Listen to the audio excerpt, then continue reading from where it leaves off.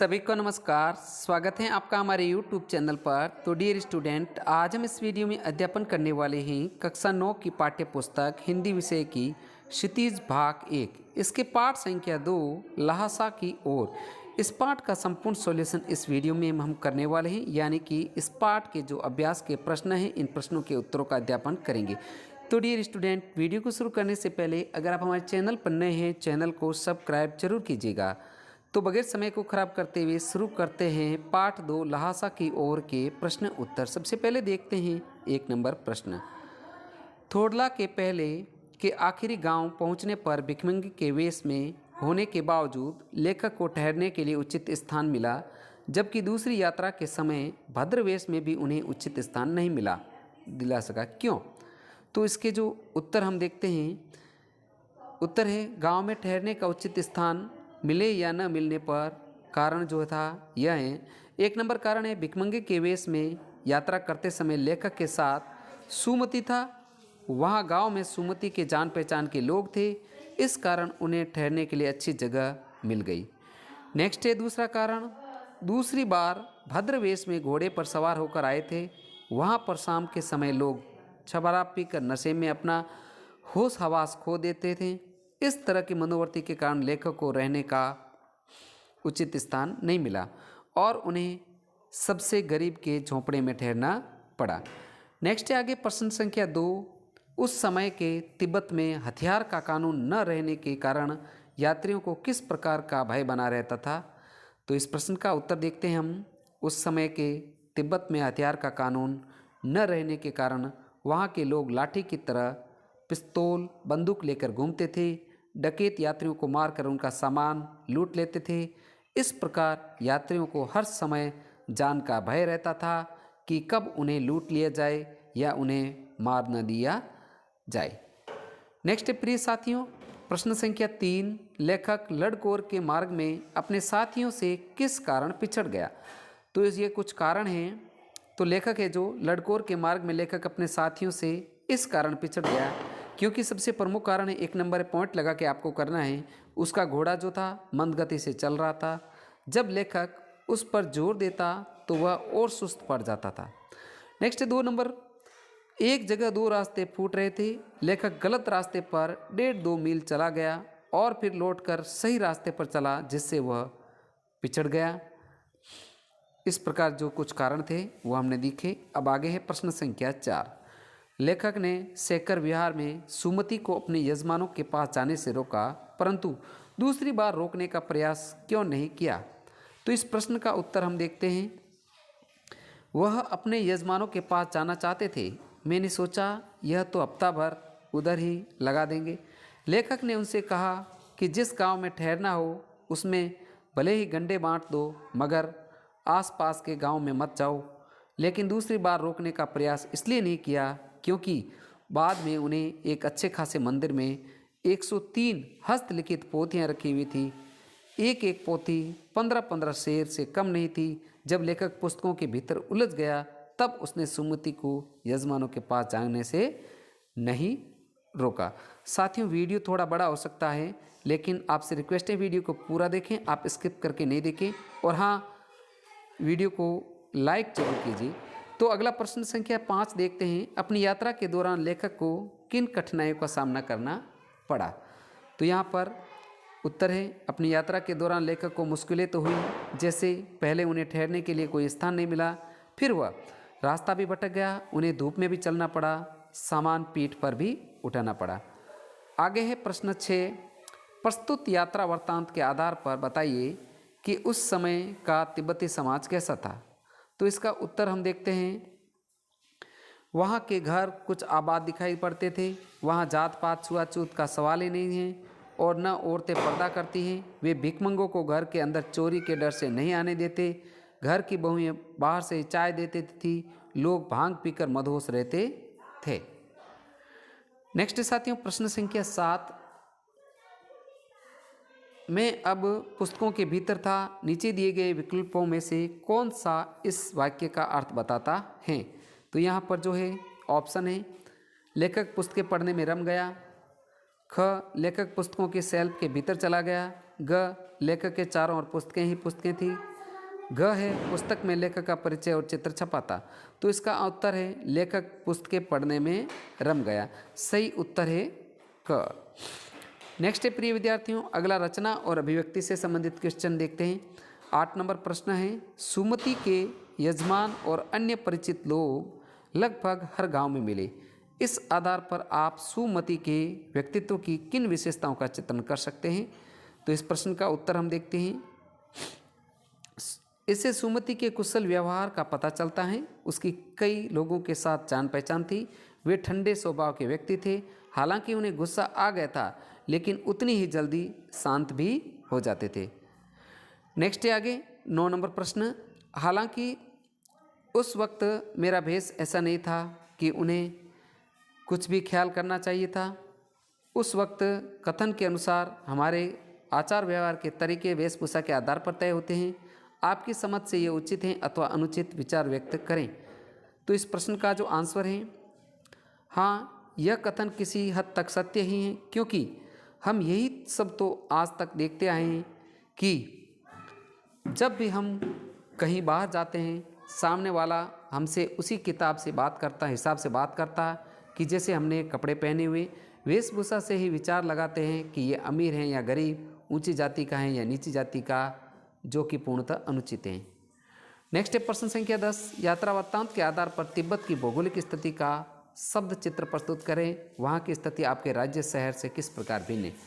तो ये तिब्बत की स्थिति का अपन को थोड़ा सा वर्णन देखते हैं कि भारत में स्थित हिमालय श्रेणी से ऊपर बसा एक देश जिसे हम तिब्बत के नाम से जानते हैं, यह पहाड़ी इलाका है। यहाँ की भूमि उबड़ खाबड़ है। पहाड़ी इलाका होने के कारण यहाँ कई जगह वीरान है। यहाँ लोग घूमने फिरने के लिए भी आ जाते हैं। हमारे राज्य या शहर से यह बिल्कुल विपरीत है। हमारे शहर में बड़ी पहाड़ियों का कोई नामो निशान नहीं है। यहाँ हर छोटे छोटे जगहों पर घर बसे हुए हैं। प्रश्न संख्या 11 है, आपने भी किसी स्थान की यात्रा अवश्य की होगी। यात्रा के दौरान हुए अनुभवों को लिखकर प्रस्तुत करें।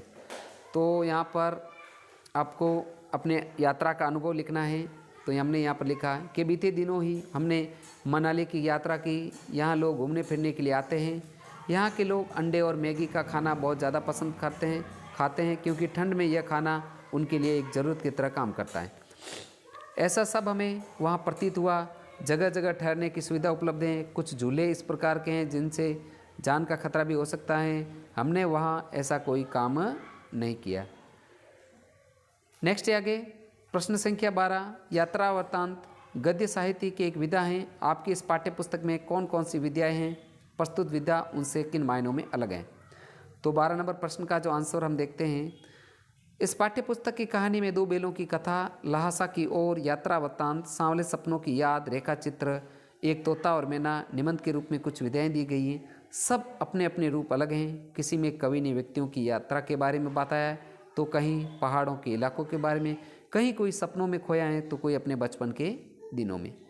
नेक्स्ट है आगे विद्यार्थियों, भाषा अध्ययन से संबंधित प्रश्न है। इसका 13 नंबर जो प्रश्न है, किसी भी बात को अनेक प्रकार से कहा जा सकता है। जैसे सुबह होने से पहले हम गांव में थे, पो फटने वाली थी, हम गांव में थे, तारों की छांव रहते रहते हम गांव पहुंच गए। नीचे दिए गए वाक्य को अलग अलग तरीके से लिखिए। जान नहीं पड़ता था घोड़ा आगे जा रहा है या पीछे। तो इसका उत्तर हम देखते हैं कि समझ ही नहीं पाए कि घोड़ा आगे जा रहा है या पीछे। पता लगाना मुश्किल था कि घोड़ा आगे जा रहा है या पीछे। क्या पता घोड़ा आगे जा रहा है या पीछे। अगला है प्रश्न संख्या 14, ऐसे शब्द जो किसी अंचल यानी कि क्षेत्र विशेष में प्रयुक्त होते हैं उन्हें आंचलिक शब्द कहा जाता है। प्रस्तुत पाठ में से आंचलिक शब्द ढूंढकर लिखिए। तो इसका उत्तर है किसी क्षेत्र विशेष में प्रयुक्त होने वाला शब्द इस प्रकार हैं, जैसे खोटी, राहगिरी, छड़, कुची कुची, लड़कोर, डांडे, कंडे, नमसे, विहा। तो ये क्षेत्र विशेष के जो कुछ शब्द हैं जिसको हमने इस पाठ के आधार पर लिखा। अगला है प्रश्न संख्या 15, पाठ में कागज, अक्षर, मैदान के आगे क्रमशः मोटे, अच्छे, विशाल शब्दों का प्रयोग हुआ है। इन शब्दों से उनकी विशेषता उभर कर आती है। पाठ में से कुछ ऐसे ही और शब्द छांटिए जो किसी की विशेषता बता रहे हों।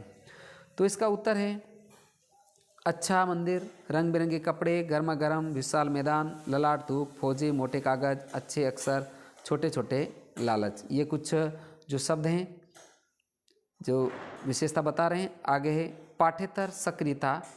इसके तहत हम देख लेते हैं थोड़ा यात्रा वृत्तांत है।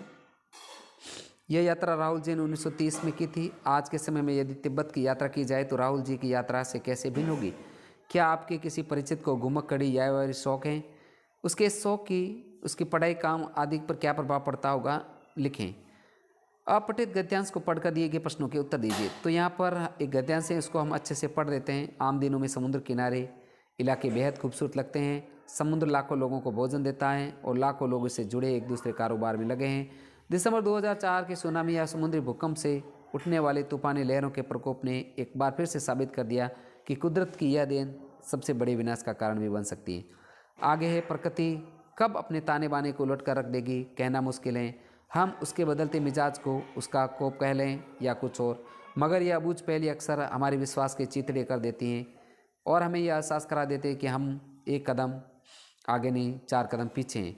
एशिया के एक बड़े हिस्से में आने वाले भूकंप ने कई द्वीपों को इधर उधर खिसकाकर एशिया का नक्शा बदल दिया। प्रकृति ने पहल और अपनी ही दी हुई कई अद्भुत चीज़ें इंसान को वापस ले ली, जिसकी कसक अभी तक है। दुख जीवन को मांझता है, उसे आगे बढ़ने का हुनर सिखाता है। यह हमारे जीवन को ग्रहण लगाता है ताकि हम पूरे प्रकाश की अहमियत जान सके, रोशनी को बचाए रखने के लिए जतन करें। इस जतन की सभ्यता और संस्कृति का निर्माण होता है। सुनामी के कारण दक्षिण भारत और विश्व के अन्य देशों में जो पीड़ा हम देख रहे हैं, उसे निराशा के चश्मे में देखें। ऐसे समय में भी मेघना, अरुण और मैगी जैसे बच्चे हमारे जीवन में जोश और उत्साह शक्ति भर देते हैं। 13 वर्षीय मेघना अरुण 2 दिन अकेले खारे समुद्र में तैरते हुए जीव जंतु से मुकाबला करते हुए किनारे आ गए। इंडोनेशिया की रिजा पड़ोसी के 2 बच्चों को पीठ पर लाद कर पानी के बीच तैर रही थी कि एक विशालकाय सांप ने उसे किनारे का रास्ता दिखाया। मछुआरे की बेटी मैगी ने रविवार को समुद्र का भूकंप शोर सुना, उसकी शरारत को समझा, तुरंत बेड़ा उठाया और अपने परिजनों को उस पर बैठा कर आई। उत्तर समुद्र के 41 लोगों को बैठा महज 18 साल की यह जल परी चल पड़ी। पगलाए सागर के से 2-2 हाथ करने 10 मीटर से ज़्यादा ऊंची सुनामी लहरें जो कोई बाधा रुकावट मानने को तैयार नहीं थी, इस लड़की के बुलंद इरादों के सामने बौनी साबित हुई। जिस प्रकृति ने हमारे सामने भयानक तबाही मचाई, उसी ने हमें ऐसी ताकत और सूझ दी। हम फिर से खड़े होते हैं, चुनौतियों से लड़ने का रास्ता ढूंढ निकालते हैं। इस त्रासदी से पीड़ित लोगों की सहायता के लिए जिस तरह मानवता एकजुट हुई, इस बात का सबूत मानवता हार नहीं मानती। तो इसमें जो कुछ प्रश्न हैं, कौन सी आपदा को सुनामी कहा जाता है, दुख जीवन को मांझता है, इन प्रश्नों के जो उत्तर हैं नीचे हम देख लेते हैं। गद्यांश को हमने पढ़ा, तो प्रश्न संख्या 1 का उत्तर है कि समुद्री भूकंप के उठने वाली तूफानी लहरों के प्रकोप को सबसे बड़े विनाश का कारण माना गया, जिसे सुनामी नाम की आफत कहा गया। प्रश्न संख्या 2 का अर्थ है दुख जीवन को मांझता है, उसे आगे बढ़ने का हुनर सिखाता है। इससे यह अभिप्राय है कि हमारे जीवन में दुख हमें सिखाने के लिए आता है, हमें जीवन को सुचारू रूप से चलाने की शिक्षा देकर जाता है। वह हमारे जीवन में ग्रहण लाता है ताकि हम पूरे प्रकाश की अहमियत जान सके और रोशनी को बचाए रखने का जतन करें। नेक्स्ट 3rd नंबर प्रश्न का उत्तर है कि 13 वर्षीय मेघना और अरुण 2 दिन अकेले खारे पानी में तैरते हुए जीव जंतुओं से मुकाबला करते हुए बच कर निकले। मछुआरे की बेटी मैगी ने रविवार को समुद्र का भयंकर शोर सुना और सबको बचाने के लिए अपना बेड़ा उठाया। परिजनों को उस पर बैठा कर समुद्र से उत्तर ले आई। 41 लोगों की जान बचाकर महज 18 साल की जल परी ने सबकी जान बचाई। और जो 4 नंबर प्रश्न का उत्तर है दृढ़ निश्चय के लिए बुलंद इरादे और महत्व के लिए अहमियत शब्दों का प्रयोग किया गया है। और अंतिम जो प्रश्न था उसका जो शीर्षक था समुद्री तूफानी समुद्र। तो प्रिय साथियों, इस प्रकार हमने इस वीडियो में जो कक्षा 9 की पाठ्यपुस्तक है हिंदी विषय की क्षितिज भाग 1, इसका जो पाठ संख्या 2 ल्हासा की ओर, इस पाठ का संपूर्ण सॉल्यूशन हमने इस वीडियो में किया है। तो प्रिय साथियों, आपसे रिक्वेस्ट है वीडियो को लाइक तथा शेयर जरूर कीजिए और हाँ, चैनल पर अगर नए हो तो चैनल को सब्सक्राइब जरूर कीजिए। तो साथियों, आपको मेरे चैनल की प्लेलिस्ट में कक्षा 9 की जो हिंदी विषय के संपूर्ण पाठों की वीडियो उपलब्ध है, वहाँ से आप उनका अध्ययन एक साथ भी कर सकते हैं। साथ ही मिलते हैं नेक्स्ट चैप्टर के साथ में। वीडियो देखने के लिए आपका दिल से धन्यवाद।